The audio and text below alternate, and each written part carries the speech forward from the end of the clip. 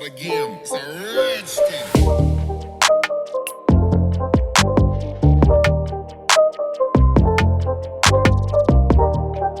Hello and welcome to Corgi Town, USA, Season 6. Happy New Year. Happy New Year. I am Candy. In my lap is Chuckles. I am Catherine, and next to me is Digby. And also in studio in various crates and X pens because we tend to lose equipment mid broadcast and we just kind of got a little too good at putting things back together. We have Mortimer Barnabas and the youngest member of the Corgi committee, Tito Bandito. And the oldest member of the Corgi committee, which is Little Miss Booger. Yeah, Booger's out somewhere. Booger's outside, and I am babysitting, and she'll be an honorary Corgi today, and that is Miss Millie. Yeah, shepherd mix. She's a pistol. Yeah, she's a pistol. She's a pistol. So she was. I want to tell the story really quick. Eric and I foster, so she was a foster, and Eric is her husband. Yes, as of last month. And so Eric and I foster. She was one of 3 that we had to bottle feed. Their mama rejected them. Her mom was a fluffy German Shepherd. And so we adopted all 3 out. And then somebody just decided that it would be best not to keep her. And that was, a tough move for them because she kept calling me up and crying. However, I found through a friend, someone else who absolutely adores her. And when he walked into the house, she was all over him. He was all over her. They are inseparable, except that he went home for the holidays and asked us to babysit her, which we are happy to do. Yay. Yeah. So she gets to join. It's a house full of wild dogs here. Yes. Wild animals.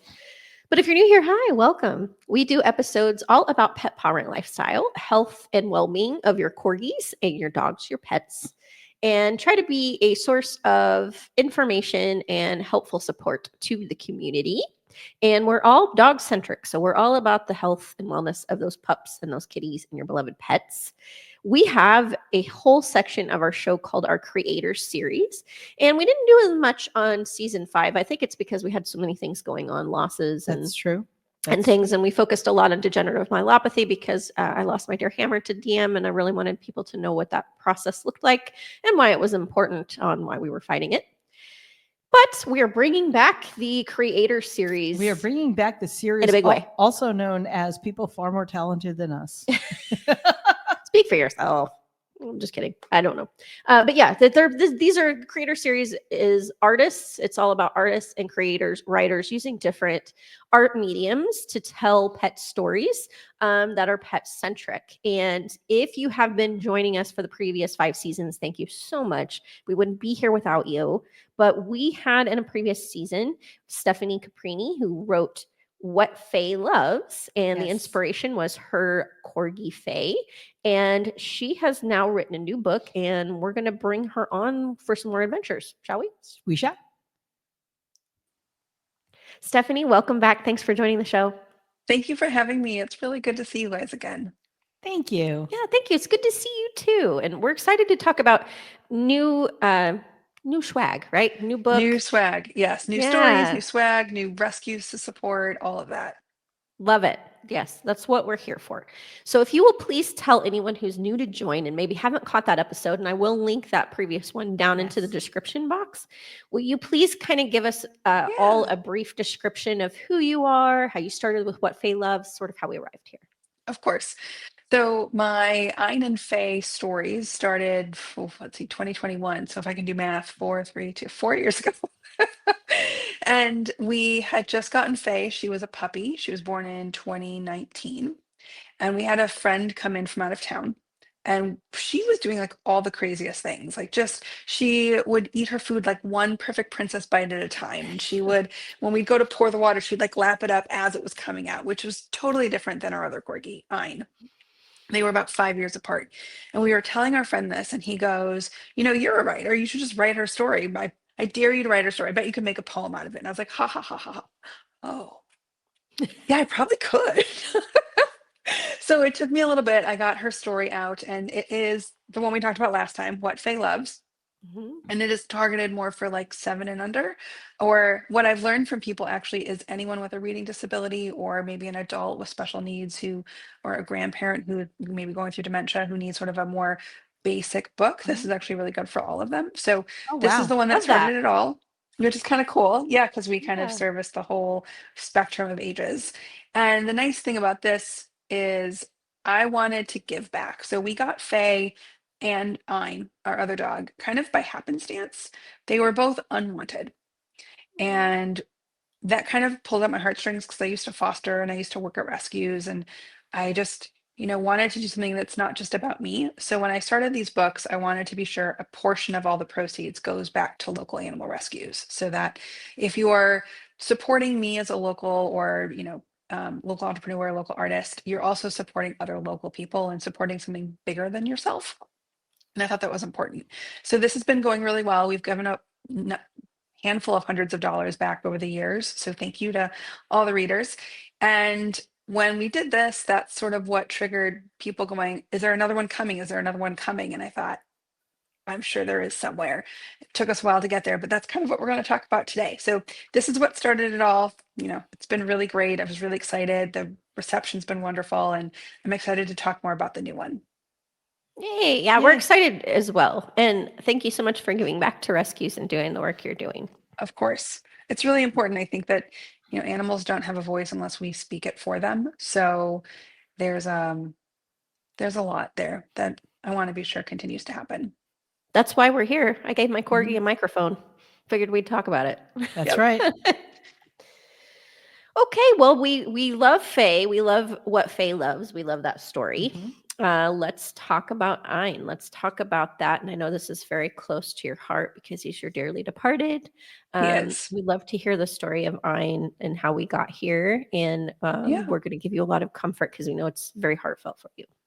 Thank you. I have tissues on the ready just in case. Yeah.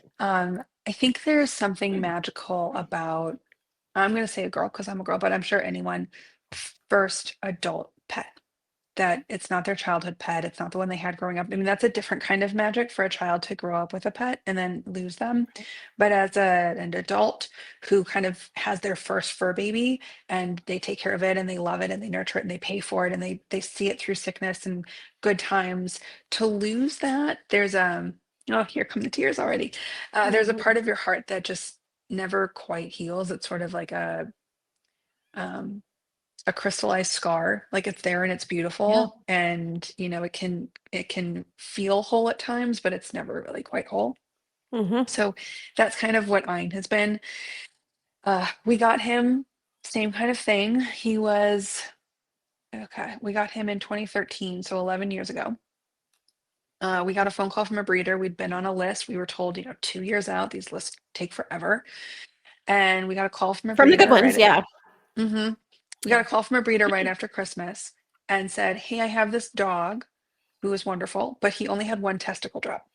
And so I can't breed with him and nobody wants to show him. So I don't have any, everyone that was on the list nobody wants him. Do you still want a dog? And my husband and I were like, yes. Like, we don't care what's wrong with him. We just want him. So we were in Chicago at the time. We drove out to Ohio, picked him up, met him, brought him home. He was tiny, like super little fur ball, very vivacious. Um, and he just kind of became a bubbling, happy dog. Everybody loved him. He could, as long as you fed him, he was your best friend. And he did all the things like you expect out of a typical corgi. He was gregarious and he was funny and he loved to roll in the sand and he, ran at a million miles an hour. Like he was wonderful. And when we got Faye, he was 5. She was a puppy. He was great with her. He kind of did the whole like, ugh, mom, like, why did you bring somebody else into my life? But he took care of her. She was special needs too. Nobody wanted her because of her split face. That was a genetic deformity. And so I have 2 Oh. dogs with genetic deformities. And, you plan for things to go wrong and you never really know what that means. So, like with Faye, we've been dealing with a slew of digestive issues for like 15 months, Oh. finally getting better. Fecal transplants are a real thing. They're amazing. So if you Yes. have any dogs that need a fecal transplant, go for it. They've saved her life, like literally. Aw. Um, and then with Ein, he's had stomach issues, he had GI issues and skin issues and allergies, and just every year it was something new, to the point where our vets just joked like, you live here, we know you, like, okay. And when he got to be 10, we were playing on the ground and I was rubbing his shoulders, and like right around here, excuse me, I felt a really hard mass to the point where like I thought he'd fractured his shoulder. I was like, how are you walking on this? Because it felt like it was right next to his Mm. shoulder blade. And I was like, what did you do? Mm. And he was kind of limping, kind of whiny, but I took him to the ER because it was 10 o'clock at night. They got a picture of it. They got a scraping of it. They sent it away. They said, not a broken bone, but it doesn't look good. Mm. Okay. Came back as bone cancer, which I have since learned usually starts as like a radial fracture situation from like the center of the bone, and his was on top of the bone, which is very abnormal. And within the 3 weeks it took for them like to send off the pathology, get it back, us double check it, get it back, it had tripled in size. Oh my Um, gosh. So that was like right around Halloween to Thanksgiving. And as a corgi, we asked what our options are. And they said, with most dogs, we would recommend amputating the limb. But he has two bad hips, to the point where we could have done like hip replacements, but he's got two bad hips. If we take his front arm off, he has one remaining good limb. Like that's not fair to him. And we could put Right. him in a stroller, but again, he has no back legs. Like that, he struggles with that. So reality is keep him comfortable. So we did radiation, Mhm. and it shrank it a little bit enough that we could take him on Christmas. We're really grateful that we've saved as much money as we have. Like when you purchase a dog with special needs, you have to save for the rainy day fund just in case, because vet bills are not cheap. Yeah. And I think we spent $25,000 on him in 8 Oh my. months. Whew. Yeah. Yeah. And not like because we were doing some massive surgery, just the radiation and the palliative treatment and the medicines and just everything. Management care. Yeah, management care. Mhm. Management care. And it was important to us obviously not to put him through pain. But Right. we also had talked to a lot of people who'd lost dogs, and they said, you'll know when it's time, because it's like you look at them and you realize like this is their last best day. Yeah. Everything after that is just not as good. And at that point, it's not fair.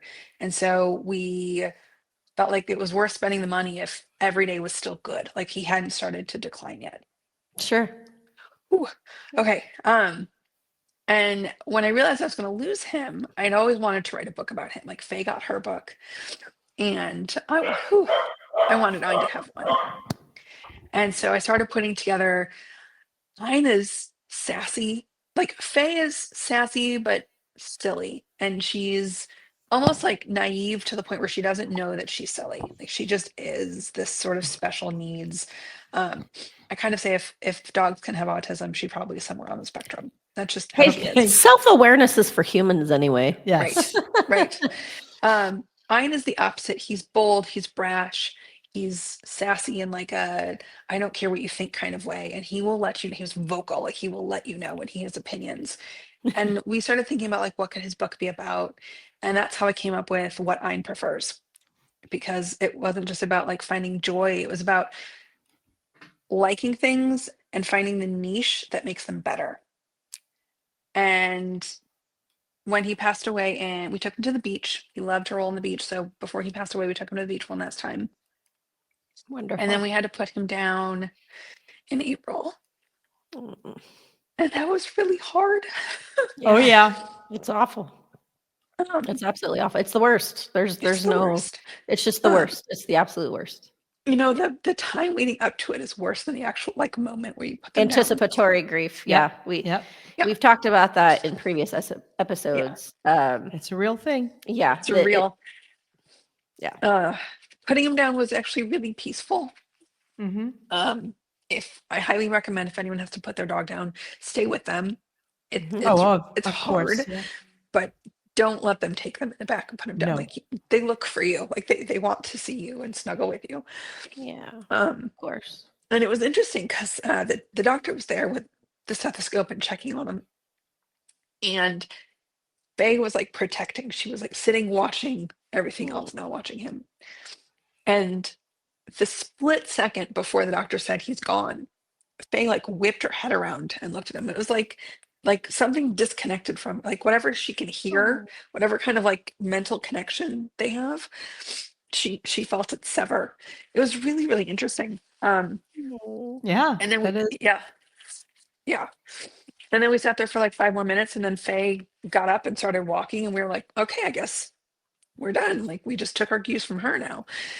Um, and then I reached out to the same local illustrator who did our book for Faye, and I said, I think we have a story here. I'd like to write it. And she was on board. So we spent the summer putting it together so that it would be ready for the holidays. And it's here now. It's done. Was Yay. that therapeutic for you? So therapeutic? Yeah, yeah. Good. I really can't explain it, but yeah, it brought a lot of joy in a way that I didn't expect it to. I think it helps you to remind yourself that none of the days were wasted, right? yeah, No. very true. That every day Yeah. was an adventure with mom and dad, and that he had the best dog life because he had you, right? Yeah, and he was the best dog. Oh, Of course. we love Faye, but your second dog there's a course. different part of your heart that they take up than your first dog. I can resonate with that. So I had Lilo. That Yes. was the most precious boy there ever was, right? That's his title, the most precious boy there ever was. Love it. And he was the perfect dog. Mhm. He and it wasn't just me saying that he was the perfect dog. People that weren't even dog Other people? loved him. Yep. Yeah, Yeah. they're like, man, you got a cool dog. I'm like, I know. And he's what my friend called a once in a lifetime dog, which I thought was a really great way to describe him. Mhm. Because I trained him, of course, but he really didn't need much training. You would tell him something once and he'd be like, oh, okay, cool. And he was Mr. Roll with it, whatever you wanted to do. He was such a gift in so many ways. And I remember when I got lucky with him, and then I had almost 15 beautiful years with him. And when he Wow. started to decline with age, I was like, uh-oh, I am not prepared for this. No, No. we're never prepared. How am I going to No. survive this? Mhm. Yeah. So I got Chuckles.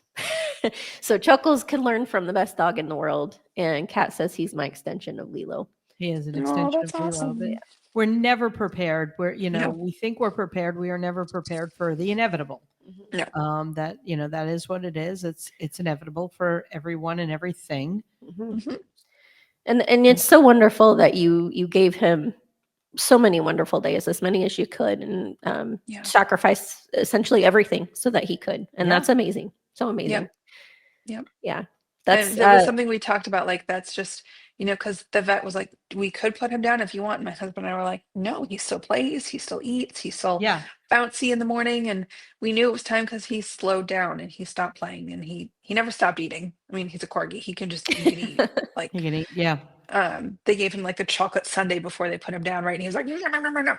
But yes. but you could just, everything hurt more, right? You could just see Yeah. that he was, the vet was like, he's being brave for you. And I was like, uh-oh, or shoot. Yeah. Okay. Yeah, baby. Yeah, they are. They're Stoic. incredibly. They're stoic. They're so aware of our feelings Mhm. Yes. and our hurt. And they just They want to absorb put on. it. They want to put on a brave face for us. And I don't. How the heck do they know what a brave face is? And yet they put one on for us I so know. often. Yeah. Because it's You not like learn they a had lot like an from 'em. elder, like they didn't, Yeah. they were with us the whole time. They didn't have like the senior dog that like taught them, who learned from someone else. Like, Right. to your point, like, I don't know. It's like in them. It's just, okay. Yeah. Just Oh like my when they God. heard sheep, you're like, where did you learn to do that? Good old instincts, man. Good old Right. instincts. Right. Yeah. But yeah, so it's, and it was, like you said, it was really cathartic, really therapeutic. I wrote a poem, put it on my blog afterwards, would help too. And it's nice to see him sort of memorialized next to Faye, kind of now, Yeah. Definitely. forever. Mm-hmm. Yes. I love That's it. beautiful. So with the book, is this all about, these are about Yeah. his favorite things? So yes, so you follow Ein throughout a bunch of different things. So for example, let's give you one. So like this one, it says, Ein likes playing with toys. He loves chasing them when they're thrown. But because he finds it fun to play all on his own, he prefers toys that roll so he can stay in the zone. Oh, I love it. Yeah. And That's it, so it cute. rhymes just like the other one too. Different Yeah. rhyming scheme, but and then because he was old, right? We did this one, which is And Ein really likes adventures. He loves traveling near and far. But because his achy bones just are what they are, he prefers his adventures from the stroller or car. Aw, that's I precious. know. Yeah. Yeah, I love it. So this one's actually targeted where what Faye Loves is sort of for like your baby to 7. As they're starting to read because it's a lot simpler. This one's sort of the 6 to 12. So they can also like grow with the dogs. They can keep the stories with them as they get older too. Yeah. I love that. That's so Yeah. cute. My goodness. Thanks. And it does the whole, it goes through what he loves, and then how it makes it better by doing it the way he prefers. And then, things that he doesn't prefer, we all have to go through life doing things we don't prefer to do, but we have to do them. And then it rounds it out with, learning that things are made more enjoyable when you can do them your preferred way. And some of the feedback I've gotten was like, which I thought was really cool. It was like, it was cool to teach my daughter that it's okay to embrace your preferences. She's like, I feel like I grew up being told that my preferences were fine, but like to keep them to myself. Like, don't inconvenience other people by announcing what you prefer or the way you prefer Right. something. Mm. And she was like, you're really celebrating uniqueness and embracing what makes you feel special. And I thought that was a really cool piece of feedback. Yeah. And I Mhm. like that, I prefer this. Doesn't Mhm. mean I have to have it. Doesn't mean I can Right? always get it, but I prefer Right. this. And that is a great lesson for kids. Yes. That I'm welcome to have my preferences. I'm Yeah. welcome Right. to have my preferences. And yeah. And And you can ask, if and you the worst that can't, someone can say is no, and that no, sometimes you have to do things you don't prefer because that's just part of life. But that's right. yeah, But if you don't ask, the answer is definitely no. No. always no. Right. Yeah. So look at that. I'm still teaching people how to be better people. Yes. He taught his little sister how to be a good corgi. She sometimes debated him on that, but he is still. In true corgi fashion. In true corgi fashion. Yes. They have to protest. Uh-huh. So you Yeah. have the 2 books, and we were talking off camera before. The Etsy store is up. So tell us about that. Yes. So one of the things that I realized from doing events for the last 3 years with Facebook, so I do events for dog rescues for the local corgi rescue, and then a portion of the proceeds go to that rescue that day.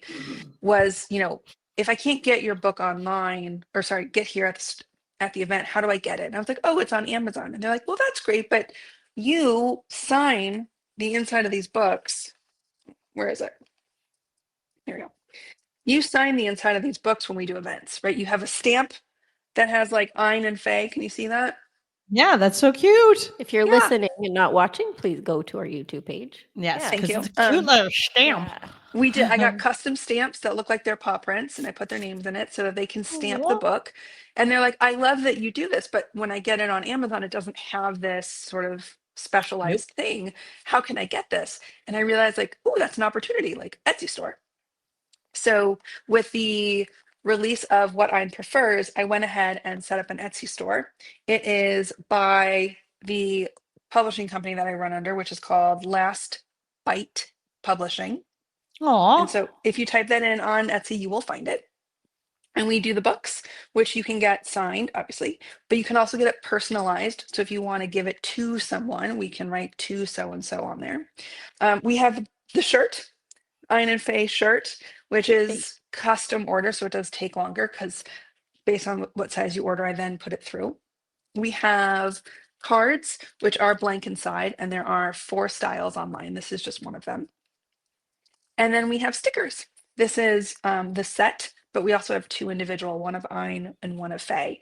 So depending on your price point, what you need, if you've already got a book, but you want some accessories, or you're doing something little and you don't need a book, but you could give these away or put them in a card or something. We have little things, and everything, a portion of every sale goes back to local rescues. So it doesn't matter what you need. If you buy it on Amazon or the Etsy store called Last Bite Publishing, a portion of what you purchase will go back to support local dogs. I love that you're doing that. And I will That's so include wonderful. those. Yeah, I'll include those links in the description box of this episode in both our YouTube page as well as the audio links. But highly Awesome. recommend that you check out these adorable things if you're listening. Yes. Thank you. And I like not only that a portion of the proceeds goes back to local rescue, but you are definitely walking your talk in that I understand that there is a foster in your household right now. There is. Yes, he is my third foster in my life.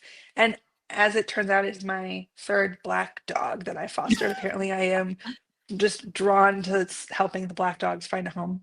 My first was when my mom passed away when I was 21. It was kind of cathartic and therapeutic to help someone less fortunate than me find joy in life. And that was a puppy, found foster for a home for him. Then when we had Ein in Chicago, we wanted to see what his temperament was with another dog to see if he wanted to have a companion. So we fostered in Chicago. That was a black female. They got along great. She was with us for 5 weeks and then she got adopted. And then our new one is a mutt. We actually did the Embark DNA test, and he is like 7 different things. He's like cattle dog, German Shepherd, Oh. boxer, chow chow, beagle. So he's got some of herding dog tendencies, but he's also got like the yelpy beagle in him, which is funny. He's been with us for 4 months. He had to go through heartworm treatment. So the first 2 months were just us, right? Getting him through heartworm treatment. He had an opportunity to get a forever family, which he's 7, and his name is Jet, like jet black or like a plane, Jet.